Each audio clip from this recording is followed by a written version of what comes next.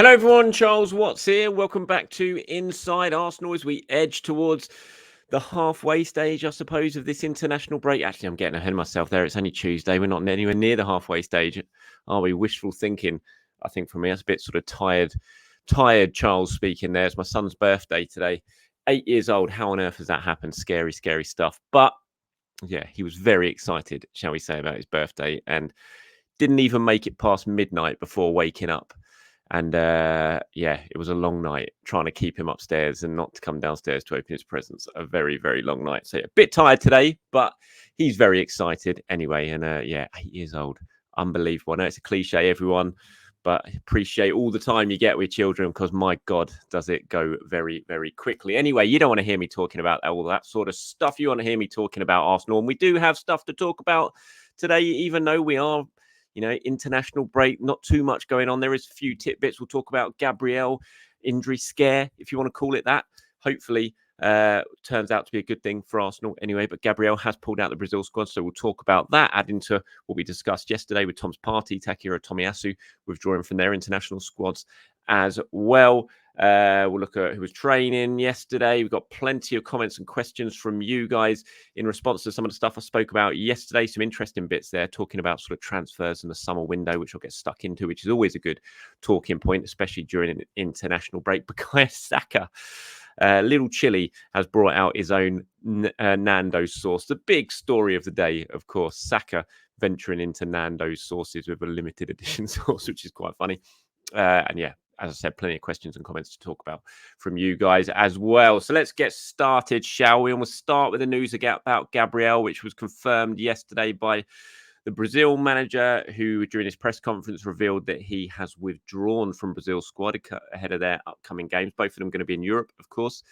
So he wasn't going to be travelling over South America. He was going to be playing at Wembley. So no real travel for him for the first game. He was going to be playing against England in that sellout game on Saturday. And then they were going to be taking on Spain. So two high-profile fixtures for Brazil, but Gabriel will not be involved. He has pulled out due to an injury. It's an unspecified injury at the moment. I've been trying to find out exactly what it is, but not been able to yet. A little bit of a mystery surrounding it, but we are told it is nothing overly serious, which is obviously a good sign, but we'll wait to see exactly what it is and whether Gabriel sort of joins in with the training during the next couple of weeks. Obviously, the game against Manchester City is beginning to loom large, so it is a slight worry that this is an injury, and this one is genuine. This is an actual injury, and when you look at Gabriel, and he's just trying to nail down his starting spot with the Brazil national team at the moment. He's not going to be pulling out of any games just to do,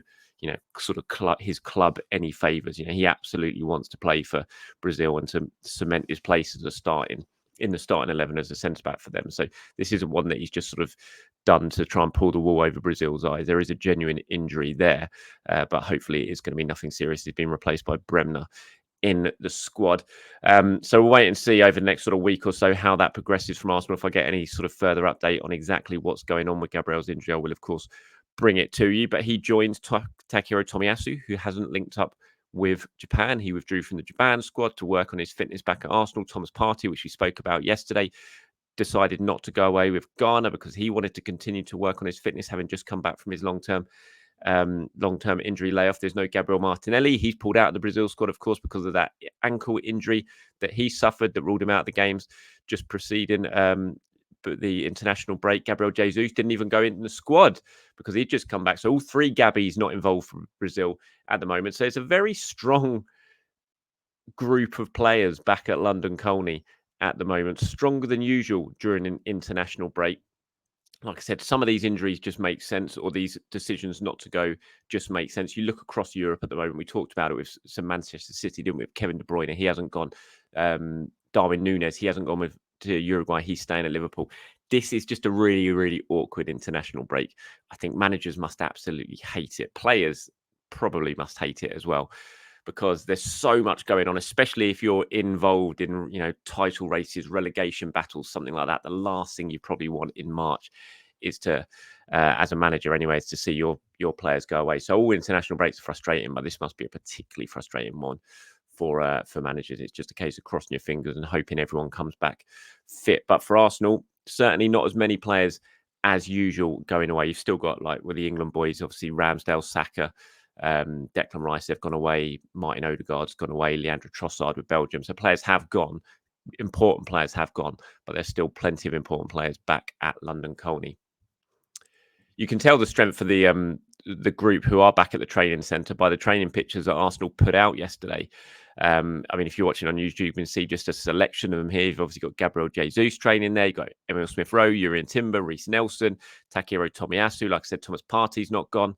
There is a real sort of strong base of players back at London Colney during these 2 weeks, which Mikel Arteta is going to really enjoy working with, especially with that massive game against Manchester City looming large. And it's going to be a really important couple of weeks for Arsenal, I think. Now there's going to be a lot of preparation done. Obviously, it's quite hard to do that preparation when certain players, as I said, Rice, Odegaard, players like that, aren't going to be back. But considering there is still a group who are there, it's going to be a really important time for Mikel Arteta. The players have all had their little bit of a break. They've had some downtime since the Champions League win, but they are back now and they are working. And it's great to see just Tomiyasu, for example, there, and Urian Timber, who we expect will be back, if not immediately after international break, certainly very soon after the international break, in and around the squad. Be very interesting, as I've said, if there's going to be any sort of behind closed doors friendly over the next week or so, or under 21s games that Timber is involved in, as Arsenal really start to embed him back. But he's been in and around the squad for a long time now, training in full training with the squad for a long time now. So barring any setbacks, everything goes well, then it's not going to be too long before Mikel Arteta can call on him as well. All right, moving on to the big story of the day. If you're watching on YouTube, look at that. Bukayo Saka. Is there anything that boy can't do right now? He's got his own limited edition Nando's sauce, the Peri Peri Saka sauce. What a brilliant story this is. It did make me laugh when I saw it today. So I'll just read you how it's described. It's a limited edition Nando's Peri Peri sauce that is sweet, spicy, and smoky. Bukayo Saka said, "The sauce mixes sweet, spiciness and smokiness. I love it and I can't wait for everyone to try it. I've been going to Nando's since I was little, so I had to have my own peri peri sauce in every restaurant in the country. Is quite mad. My family's really important to me, so I wanted to make sure they liked it too. And as soon as my dad said he was a fan, I knew it was the one." So yeah, looking forward to trying this one. Saka looking very happy with himself in that picture. And there's certainly plenty of Nando's fans out there. I know there is. So I think there's plenty of people going to be heading to the restaurants and trying out the new Peri Peri Saka sauce. Do let me know what it's like. I'm not the biggest Nando's fan, I've got to admit. I don't go there too often. Took my boy there recently because I thought he would like it, and he found the spicy rice too spicy, so he drags me off to other restaurants now when I'm out and about in town and he wants something to eat. So can't imagine I'm going to be in Nando's anytime soon, so let me know what it is like. Right, moving on to some questions and comments now. Some interesting ones I thought to discuss in today's show, as there's no sort of real massive Arsenal news breaking all the time at the moment during this international break. There's a good opportunity to sort of cast our minds forward to maybe the transfer window, have some transfer debate. We spoke about it yesterday when I was talking about Pedro Neto and how his latest hamstring injury has begun to sort of turn me off the idea for the first time, really, of signing Neto in the summer. He's a player I really like, and I think he's perfect for Arsenal, but the injury issues are a bit of a concern. And this latest one has certainly worried me a little bit. Carlo here has got in touch and says, "Hi, Charles. Now you started to sway away from the idea of Arsenal possibly signing Neto because of his injury history. Who is on your summer wish list? Isak, Zubamendi, Elise, Raya on permanent deal, and a backup keeper to replace Ramsdale?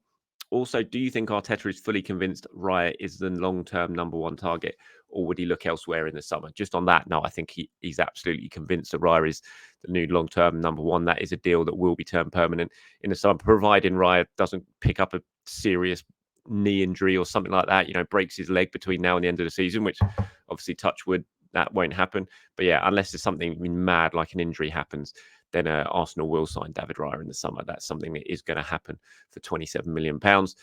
In terms of my transfer wish list, I mean, this is really difficult. My choice for a striker is Alexander Isak from Newcastle. I just think he's perfect. I think when I look at this Arsenal team and I look at how Isak plays, I look at how Arsenal plays, I just think it fits. He can play on the left. He can play as a central striker. He's got really good work ethic. Technically, he's very good. He can finish. I just think he's perfect. I really, really do. When I look at a player who can sort of compete, combine with Gabriel Jesus as that number 9 and offer something just a little bit different for Arsenal, I just think he's perfect for it. So he would be my choice as the striking option. In terms of the midfielder, that was hard. Look, I like Zubimendi. When I watch him play, the bits and pieces I've seen of him, I think he looks like an Arsenal and an Arteta type player. I haven't seen loads of him, but what I have seen, I think he looks really talented. And I know that Mikel Arteta likes him and Arsenal like him, and I do trust Arsenal when it comes to their talent ID, and so I think that would probably be a good fit. So I wouldn't be against that. I haven't seen him loads to be able to say I definitely would want Zubimendi. Like Frankie de Jong, I think again is a player who is a really, really talented player who I think would fit Arsenal very, very well from watching him as well. Amadou Onana at Everton, whenever I've watched Onana play in the flesh, watched him in person, I just think he's looked great. I can't get my mind away from the 1-0 win for Everton against Arsenal last season when I watched Onana for the first time in person and he just dominated the midfield. He was fantastic. He was box to box. I think he's got the ability to play in a couple of different positions in midfield. So if Arsenal do make their move for him, again, I think that'd be a really smart piece of business. So there isn't any one player I would say definitely is on the top of my midfield wish list. Like I know who I want as a striker, and that's Isak. I don't know for sure in terms of midfield. And I also find it quite interesting in terms of what is the long-term plan for Declan Rice, because it's not so long ago, I would say he's definitely the long-term plan is to be Arsenal's number 6. But I do wonder with his performances playing in that number 8 role, if that might change a little bit. And if that does change a little bit, do you need to concentrate on number 6, or is Declan Rice going to definitely play as a 6? And then do you need to kind of look at that left 8 role where, as well as Havertz is playing now as a forward, he hasn't really done convinced in that left 8 role. So do Arsenal need another left 8? And then I'd look at someone like a Lucas Paqueta at West Ham, who I love. Paqueta, I think he's a fantastic player, and I think he'd be perfect for Arsenal. But I wouldn't think West Ham would be willing to do any business there. So there's a lots of and ahhing for me, basically, when it comes to midfield in my wish list, who I would want Arsenal to sign. The winger's an interesting one. I would still have Neto on there. I'm not saying definitely wouldn't sign Neto, but I do think there is certainly enough to be very concerned about investing that sort of money on Neto with his injury record.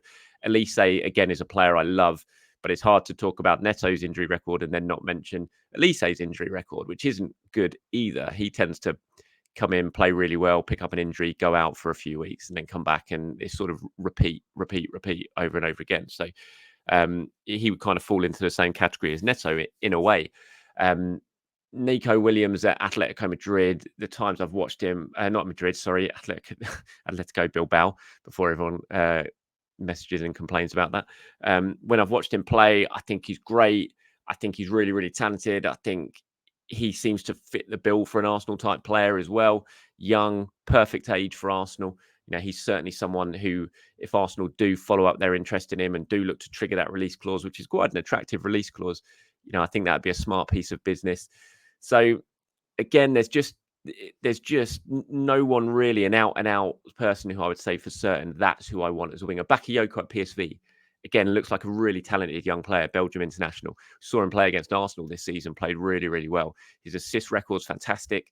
His goals record's decent this season. He's having a great season for PSV. He's another one that I wouldn't be against signing, that sort of young up and coming talent to compete with Bukayo Saka on that right hand side. So yeah, there's plenty of them. In terms of the goalkeeper, number 2, the person who mentioned the other day the idea of bringing Szczesny back, if Szczesny was up for that, and I don't know if he's going to retire after the Euros from Poland from international duty, and if he does that, would he be willing to come and sort of battle it out as number 2 to David Raya back at Arsenal?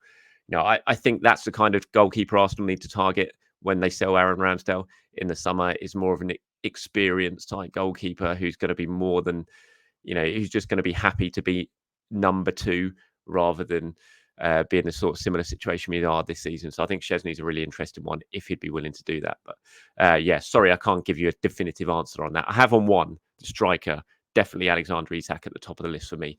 But then everyone else, there's just too many names in there, but I've given quite a few of them. You guys have got in touch in terms of this debate as well. Sea Lord and Aaron here, but there was plenty others who got in touch. If you want to go and read everyone's comments, please do so. Go down to yesterday's video and read the comments, because loads of you have come up with ideas. Sea Lord says alternative winger targets to Neto. I agree with the shouts for Nico Williams and Xavi Simons. in your comments, Simmons is a really interesting one. I do think that PSG want to keep him, though. He's obviously doing very, very well on loan at the moment in Germany, but I think the long-term plan is at PSG is to bring him back and get him into the side. So I'd be very surprised if he's on the market this summer. But just to throw a different name into the mix, Donyell Malen, very fast, but mainly a sub at Dortmund. When he plays, mostly right wing, but he has played on the left. Owen, he was in our academy for a couple of years and has spoken about potentially coming back. Worth an outside shout. Aaron talks about Malen as well. Says, I'm sure you've seen the news of Arsenal linked to Donyell Malen. I think he'd be a really good backup for both Saka and Martinelli. He was an Arsenal youth and he said he wanted to come back to Arsenal someday. Good form in the Bundesliga. He is willing to leave and the club has put a reasonable 40 to 50 million euro price tag. Similar style to Pedro Neto, but more strong physically and can play in the centre. How do you think about this rumour? Do you also welcome the rumours of Joshua Kimmich to Arsenal? Would be a huge statement of adding world-class right-back or midfielder. Can play inverted fullback. Yeah, look, Kimmich is an interesting one. I do kind of look at Kimmich and I think I'm not sure that's an Arsenal signing. Not in terms of his quality and what he brings to the team, but I kind of look at what Arteta and Edu are building, and I look at Kimmich now and where he is in his career, and I'm not overly sure that's an Arsenal type signing, but it's certainly bring an awful lot of quality to the team. Yeah, Malen's an interesting one. I mean, he's talked very openly about wanting to come back to Arsenal if he does come back to the Premier League. It sounds like he definitely does want to come back to the Premier League. Dortmund might be willing to do a deal with him this summer. He's had a good season this season in Germany. Would I be against it? Not overly. He wouldn't be at the top of my list, I have to say, from what I've seen of him. But he's certainly an interesting player who can fill those positions that we've talked about that Arsenal need to fill to improve the squad. And I think as much as I like Reiss Nelson, I think it would certainly be an upgrade on Reiss Nelson and would make the squad stronger, which ultimately the signing when Arsenal do bring in this new winger, or if they do bring in this new winger, the idea is to bolster the squad and make it even better and rise it up a level. And I think if you sort of sell Nelson this summer and bring in someone like Malen, then I think you definitely do improve the squad. So I wouldn't be overly against it. So thank you guys for getting in touch. Pop Culture Chick says, how do Charles? Great show as always. Shame about Neto as he is more mustard than his team's kit. Such a player, but only worth risking if he runs his contract down and can bag it on a cheaper fee when there's a year left on it. My choice for a winger is Rafael Leao. Can play either wing, anywhere across the middle and even up top. Such a powerhouse when running with the ball. Under Arteta, would become a world beater. He is the one to go after. Nostradamus 86 is on the right wing signing. I'd love to see Elise this time as he was on trials with us 15 years ago.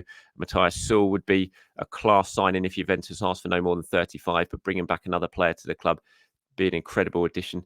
But bringing back another player to the club would be an incredible addition with Ebre. I can never pronounce his first name, Eze, as he spent a number of seasons with us as a youngster, is now an absolute gem of a footballer. Yeah, look, Eze is fantastic as well. What a talent. I just think Eze would be so expensive. And I'm not... It's hard because in one way, I want the squad to be as good as possible, but I think you've also got to look at what Arsenal are going to be doing this summer in terms of the winger. And I don't really see him coming in and being a first-team player. I think when you've got Martinelli and Saka, I think it's very hard to convince someone like a Leao, for example, or an Eze that Arsenal's the move for them. And Leao would be so expensive from Milan as well. I just don't see that happening at all, as good as he is. And I think he is fantastic. I just don't see Leao happening.